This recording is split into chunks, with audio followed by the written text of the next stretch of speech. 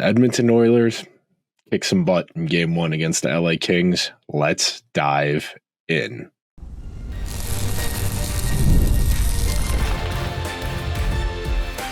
You are Locked On Oilers, your daily podcast on the Edmonton Oilers, part of the Locked On Podcast Network, your team every day. Hello, everyone, and thank you for making Locked On Oilers your first listen of the day. I am your interim host, Nick Sararis. It is late on the East Coast. If you are watching the video on YouTube, you can probably see how tired I am in my eyes, but I am not tired of watching the Edmonton Oilers play hockey. Sure, the final score is a little bit closer than what actually happened, and we're going to dive on into that. But first, today's episode is brought to you by Game Time. Download the Game Time app, create an account, and use code LOCKEDONNHL for $20 off your first purchase.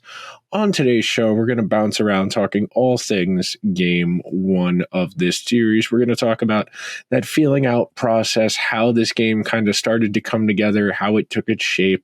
The second segment, we're going to talk about takeaways we can have from the game at large, even though it's only one game. And then the third segment, we're going to highlight some Oilers who had strong performances. So diving right on into the first segment, you're always going to have this in playoff series. That first 5-10 minutes, it's a feeling out process. Both teams are going to try and get a handle on how the game is going. They don't want to make that first mistake and give the other team an overture to give them control. These playoff games, they take on lives of their own, and even game to game, period to period, they can look vastly different. You know, if you watch the Hurricanes and the Islanders, you realize how quick things can change. If you watch the Jets and the Avalanche on Sunday, you saw how quick things can happen in these playoff series because the energy is so infectious, and that energy, it can permeate throughout your lineup, whether it's good or bad. And that's how things get away from you. It's how, if you're down 3 goals and you start putting the puck in the net and everybody starts looking at each other up and down the bench, they start feeling a little bit better about each other. And I think the Oilers came out with a clear understanding of what the Kings were going to do. They were adequately prepared and they pounced. You go back and look at pretty much all of the Oiler goals in this game. They are the work of out-positioning and out-leveraging the other team. Sure, some of them are nice setups. They're well-orchestrated plays. But the vast majority of the goals the Oilers scored in this game, and a lot of the play in general, was really well-formulated, and it took advantage of the key matchup advantage the Oilers have in this series against the Kings. That's their speed. They talked about it on the ESPN broadcast. I'm down here in the States, so I wasn't able to watch the Sportsnet feed. So they talked about it a little bit on the ESPN broadcast, and you heard me talk about this with Eddie Garcia of Locked On Kings.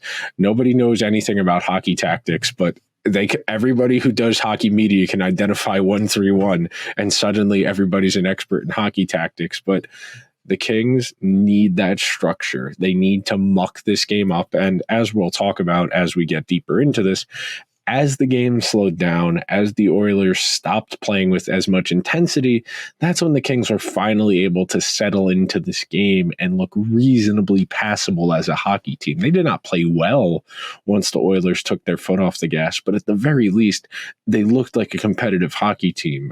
But for the first 5-10 minutes of this game, the Oilers were out there flying. I'm looking down here. If you see me glancing, I still do handwritten notes because I'm an old man. And once upon a time, I did go to journalism school, and, joke's on me, but I still do handwritten notes when I'm doing events. And 19-17 in scoring chances, 11-8 shots on goal, 10-1 high danger chances in favor of the Oilers. And these stats are always 5-on-5 unless I say so.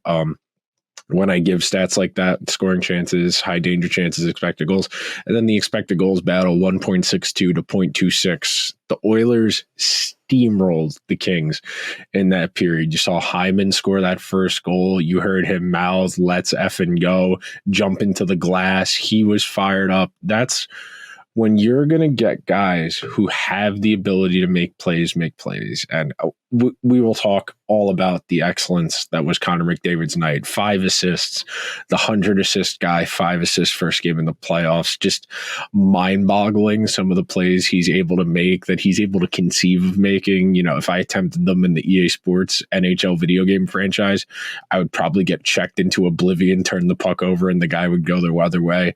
And McDavid just does it in an actual hockey game against professional hockey players. It's stupid, genuinely stupid. You get goals from Hyman, you got goals from Henrique. I shouldn't even say goals. You got a hat trick from Zach Hyman, you got Nuge in there, and then you got Leon in there from the Rockstar Zone. Everything you wanted to see as an Oilers fan, you got to see. And this game did not have that typical feeling out process that some of these other game ones have had. The Oilers and Kings and Stars in Vegas, the last 2 series to start, those two games were played today. I should say yesterday, because it's 1 a.m. on Tuesday. But those games played on Monday. You know, the Hurricanes and the Islanders are going to be playing game 3 on Thursday back on Long Island. So we're at very different points in these series, but the Oilers came out buzzing. They made a conscious effort to get their feet moving, throw some checks, get their blood flowing. And that's really what you want to see early on in these games. You don't even really need to get the puck on the net a whole lot. What you got to do is make the other team uncomfortable. And the Oilers did a great job of making the Kings uncomfortable. There were a few sequences early on where I thought, okay, the Kings are doing a decent job of clogging the middle. The Oilers are going to have to cycle. And then the Oilers just kind of got going and they built the momentum, and then the snowball, it starts going downhill. And real quick, this game got out of hand. And there was a moment there where you saw how the Kings can hang around in this series. You know, the Oilers were up 4-0. Then the Kings get that Mikey Anderson goal from the point, which was ugly. You would like Stuart Skinner to have that. I know he didn't really see it until it was already on him because of the traffic in front. And then they had the hand pass goal that was disallowed. Whether or not that was actually a gesture of trying to force the puck into the net with your glove or not, I think that's a different conversation. Frankly, I didn't feel the Kings player was actively trying to move his hand in a way to redirect the puck. I feel he was moving his hand because it was on his stick and he was trying to get a grip on his stick, and it just so happened to hit his hand. But that's neither here nor there. But that's how the Kings hang around in this series. They muck it up. They're going to be forced to the outside because, for the most part, the Oilers did a good job. I know the final score 7-4. It leaves you feeling a little unsatisfied considering how good the Oilers played to have conceded 4 goals. But you look at the goals the Kings scored in this game. You got the point shot from Mikey Anderson. You have the Kempe backdoor tap-in. And I do think it was interesting that so many of the goals in this game for both teams were tap-ins on the weak side, where it was a play that broke down in front of the net front, where a defenseman didn't pass someone off, or the puck went behind the goal line. A defenseman followed said player below the goal line. And then there was nobody in front of the net. And those jam plays are really, really, really efficient. You know, whenever you hear me talk about hockey, I try and convey the fact that hockey hasn't had the efficiency evolution that the other sports have had. You know, baseball's got the 3 true outcomes. Football has the spread offense, and the NBA, you either shoot layups or threes. There is no more mid-range game anymore. Hockey doesn't have that yet, but if Connor McDavid's going to put the puck on your stick in front of an open net, and because the goalie has to respect McDavid's ability to shoot so much to the degree that all you have to do is tap it in. And the Oilers missed a few. You know, they hit 2 posts really early on in the game where Nugent-Hopkins should have scored. There was another opportunity Nugent-Hopkins had where he just missed an open net. The Oilers had ample chances in this game. This score, in all honesty, could have been 9. It could have been 10. And I know Cam Talbot got shelled, and we'll talk about the goaltending situation coming up in the next segment. But I didn't feel like he played terribly. He was under siege the entire game, and the Kings were just not playing actively good defense. But coming up next, we're going to talk a little bit more about some of the big picture takeaways we're going to have from game 1, how they might translate to game 2, and a whole lot more coming up next on Locked On Oilers, where we've got your team covered every single day. Our first partner today is our friends over at Game Time. If you know me, you know I like going to things. I am going to Rangers Capitals Game 5, if there is a Game 5. I am going to the Mets Cardinals game this Sunday at Citi Field. I am ecstatic. It's supposed to be 70 degrees. Game Time is the only app I use to purchase tickets. The best part about Game Time are all of the little features that make it useful. The last minute deals, flash deals, zone deals. It's easy to find and buy tickets for every kind of event. My personal favorite feature on the Game Time app, when you click through on tickets and you pull up the view, you click on tickets, it's going to pull up the view of whatever you're going to. If it's a concert, if it's a game, if it's a show, from your seat, so you know what you're going to be looking at once you buy the tickets. And it uses all-in pricing. There's no surprise $100 in fees when you get to that last page. Do not let those other guys get you. Take the guesswork out of buying tickets with Game Time. Download the Game Time app, create an account, and use code LOCKEDONNHL for $20 off your first purchase. Terms apply. Again, create an account and redeem code LOCKEDONNHL for $20 off. Download the Game Time app today. Last minute tickets, lowest price, guaranteed. I want to thank everyone who's here. I imagine you're listening to this on Tuesday morning. I'm recording this very late on Monday night into Tuesday morning. So unless you're up at like 2:30 when this goes live on YouTube and on the podcast feeds, if you are, thank you for listening. If this is your accompaniment on your commute to work or commute to school, whatever, I'm glad I made the cut. I know when I first wake up in the morning, I'm very specific about who I spend that time with, whether it's the content I'm consuming or the physical people I'm around. So if I've made the cut to be a part of your morning, I'm glad. I hope that first sip of coffee hit the spot, because I know when I'm up in a few hours before I go to the gym, I'm going to need that first sip of coffee. Big takeaways. The Oilers can do what they want on the power play. A lot was made about the Kings' penalty kill resurgence, that significantly better this year than it was last year, that the coaching change, that Hiller made a real point of tinkering with their penalty kill and making it better. And it was really good in the regular season. Don't get me wrong. The Oilers are not a normal team.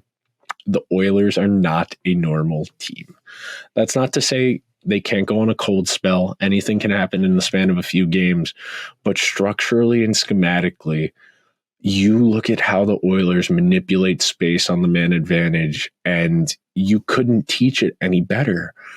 The real problem teams run into, and good teams run into this too, the Rangers, who were third, have run into this issue at points this year.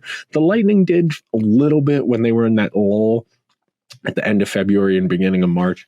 When a good power play goes cold, it's typically because guys are static. They're moving the puck and not their bodies. You see, it's a common theme amongst good power plays that you're constantly manipulating the space on the ice by moving both the puck and your feet. If you're moving both the puck and your feet, and you're creating a constant flow state where guys are cycling from the circles to the point, to the half wall, to the net front, you're forcing the defenders to either pass a guy off or go with them. Because you have a numbers advantage, the inherent bonus of being on the power play, you have one more guy than them, you're eventually going to force a breakdown, or you're going to get them to commit another penalty in trying to chase down the play. That's number one. Number two, this series is going to be won in and around the net front. I know that's not rocket science, but you watch this game the way it unfolded tonight.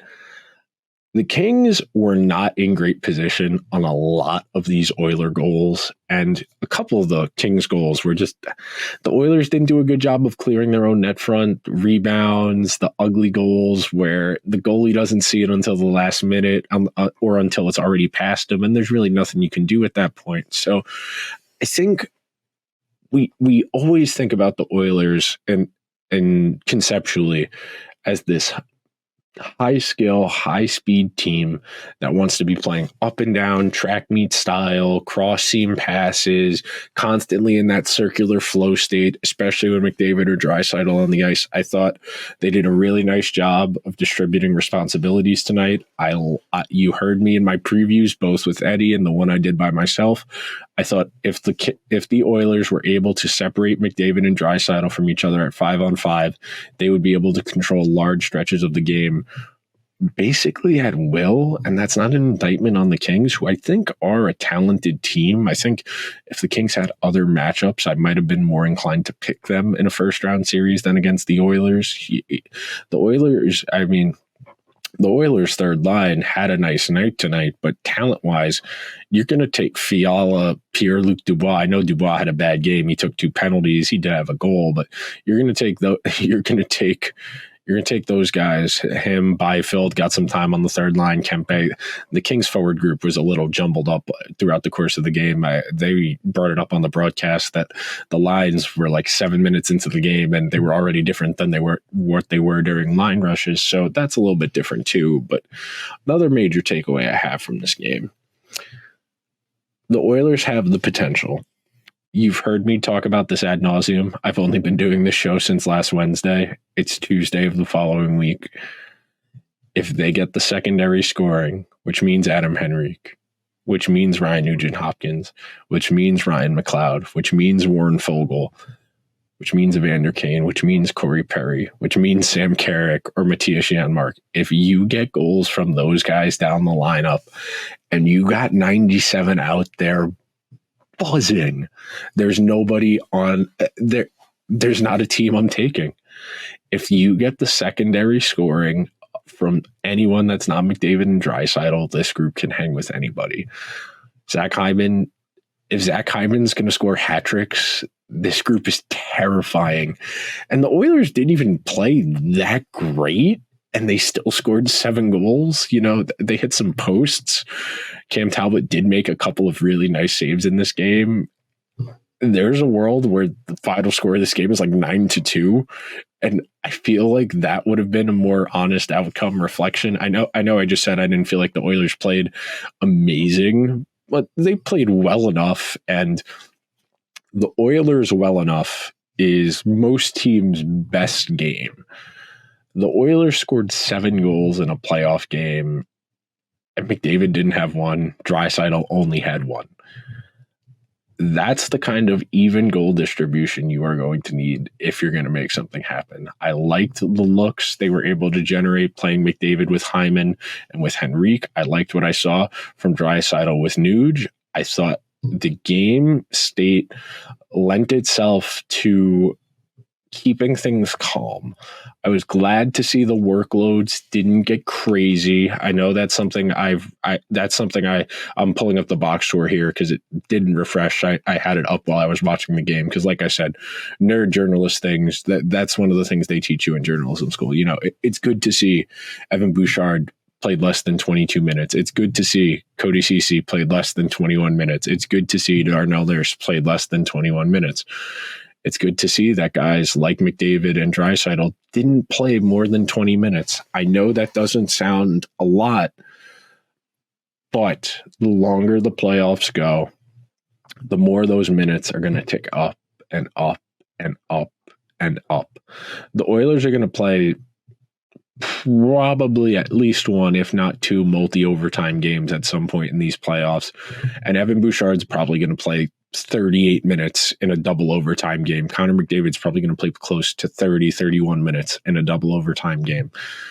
Anything you can do to smooth out your process of getting to that next round of the playoffs, you're going to want to do it. One of the things you can do, reduce your guys' workload, let them play a little bit less minutes, give your bottom 6 guys, give your third defensive pair, give those guys more minutes, let them play. Yeah, the score isn't as pretty as it should have been. That's fine.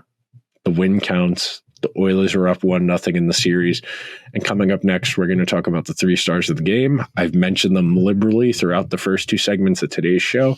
And we will be right back after this on Locked On Oilers, where we've got your team covered every single day. It is playoff time. The Knicks, the Lakers and Nuggets, Vegas, Dallas, Colorado, Winnipeg. This is sports fan heaven. And right now, FanDuel is your place to get in on the action for every single game. Right now, new customers get $150 in bonus bets guaranteed. That's $150 win or lose. Bet on everything from slap shots to home runs to slam dunks, all on an app that is safe, secure, and easy to use. What are you waiting for?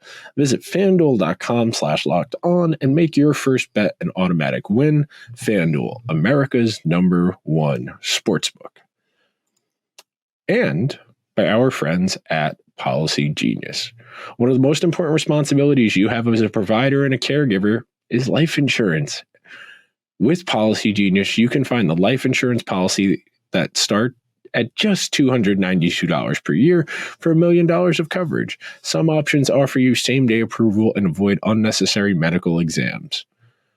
Policygenius helps you compare your options from all of the top insurance companies, and Policygenius' team of licensed experts is on hand to walk you through it every step of the way. You can easily compare quotes from America's top insurers in just a few clicks to find your lowest price. It's kind of concerning. Your work life insurance policy may not offer enough protection for your family's needs, and even worse, if you switch jobs, it may not come with you. Check your life insurance off that to-do list in no time with Policygenius. Head to policygenius.com/lockedonnhl or click in the link in the description to get your free life insurance quotes and see how much you could save. That's policygenius.com/lockedonnhl. You've made it to the third segment of the Tuesday edition of Locked On Oilers. 3 stars of the game. It's very easy to get caught up in the oohs and the ahs, and I'm very excited to get caught up in the oohs and the ahs. 3rd star of this game, Evan Bouchard. You heard me say it coming into the playoffs. If you're in any way familiar with any of my work, you know how I feel about that offensive defenseman at the top of your lineup. If you're going to win the Stanley Cup in today's NHL, you need that ice tilting first defenseman that can play 25 minutes a night, that's going to quarterback your power play, that's going to set up at least 2-3 grade A scoring chances throughout the course of the game. Evan Bouchard was great. He checked in under 22 minutes, 4 assists. You're getting 4 assists from a defenseman.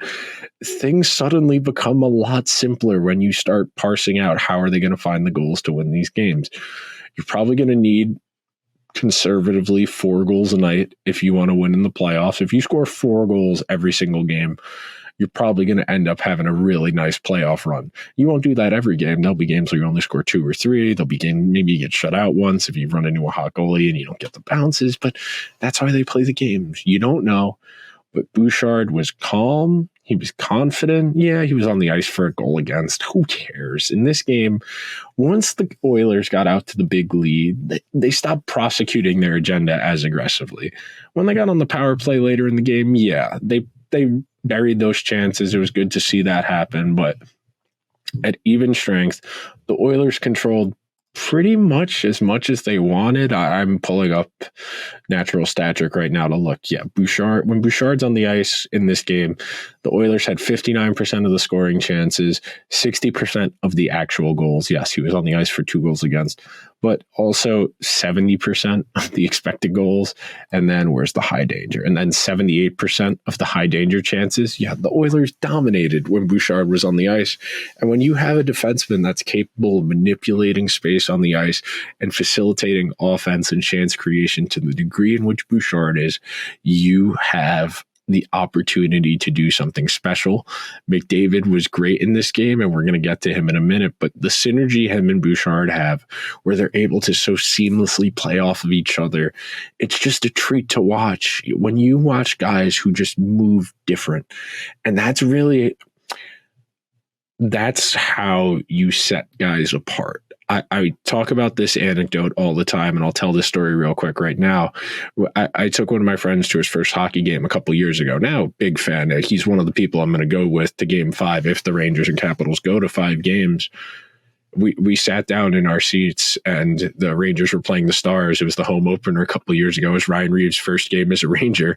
And he goes, "Oh, that's Ryan Reeves. I could tell why you complain about him.